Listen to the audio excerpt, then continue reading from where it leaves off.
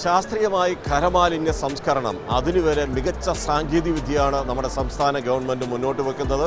നമ്മുടെ എൻ്റെ കേരളം പവലിയനിൽ അതിൻ്റെ ഒരു ചെറിയ മാതൃക ഇവിടെ കാണിച്ചിട്ടുണ്ട്. അത് നമ്മുടെ പ്രിയപ്പെട്ട മിനി ബാക്കി കാര്യങ്ങൾ പറഞ്ഞു തരും.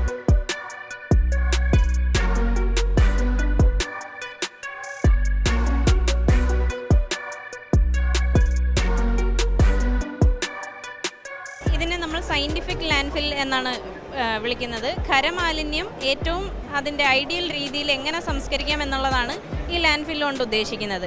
ഇതിന് നമുക്ക് ആവശ്യമായിട്ട് വേണ്ടത് കുറച്ചധികം ലാൻഡ്, ഒരു 50 ഏക്കറോളം ഭൂമി ഇതിന് ആവശ്യമുണ്ട്.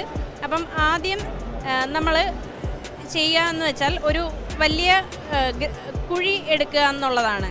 ആ ഏരിയയിൽ വലിയൊരു കുഴി എടുക്കുക.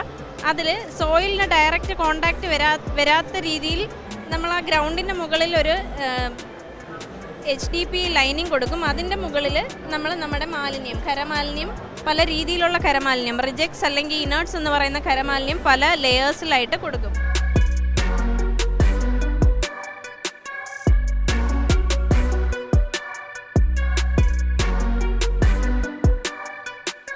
ഓരോ ലെയറിൻ്റെയും മുകളിലായിട്ട് നമ്മൾ പുറത്ത് എയറിന് കോണ്ടാക്റ്റ് വരാത്ത രീതിയിൽ നമ്മൾ ക്ലേ ലെയേഴ്സ് കൊണ്ട് ഈ ഓരോ ലെയറും സെപ്പറേറ്റ് ചെയ്യും.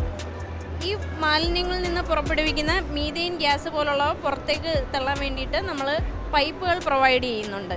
അതേപോലെ തന്നെ ഈ മാലിന്യത്തിൽ നിന്നും താഴേക്ക് വരുന്ന ലീച്ചേജ് അല്ലെങ്കിൽ ദ്രവ മാലിന്യം കളക്ട് ചെയ്യുന്നതിന് വേണ്ടി പ്രത്യേകം പൈപ്പുകളും പ്രൊവൈഡ് ചെയ്യുന്നുണ്ട്. അതുവഴി നമുക്ക് ആ ലീച്ചേജ് കളക്ട് ചെയ്ത് ട്രീറ്റ്മെൻറ്റ് ഫെസിലിറ്റി വഴി നമുക്ക് മാറ്റാവുന്നതാണ്. ഏറ്റവും അവസാനം നമ്മൾ വീണ്ടും ഈ പ്ലാസ്റ്റിക്കിൽ HDP ലെയർ കൊണ്ട് തരം തിരിച്ച് നമ്മൾ പുല്ലുകളും മരങ്ങളും ഒക്കെ വെച്ച് പിടിപ്പിച്ച് ഒരു നല്ല ഗ്രൗണ്ട് പോലെയോ പാർക്കിംഗ് ലോട്ട് പോലെയോ ഒക്കെ നമുക്ക് ഈ ഗ്രൗണ്ട്, ഈ സയൻറ്റിഫിക് ലാൻഡ്ഫിൽ നമുക്ക് യൂസ് ചെയ്യാവുന്നതാണ്.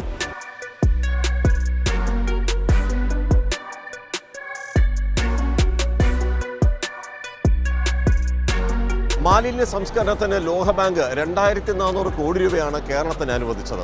പക്ഷേ ഏറ്റവും വലിയ പ്രശ്നം മാലിന്യ സംസ്കരണത്തിന് നാട്ടുകാർ കൂടി സഹകരിക്കണം, മനോഭാവം മാറണം.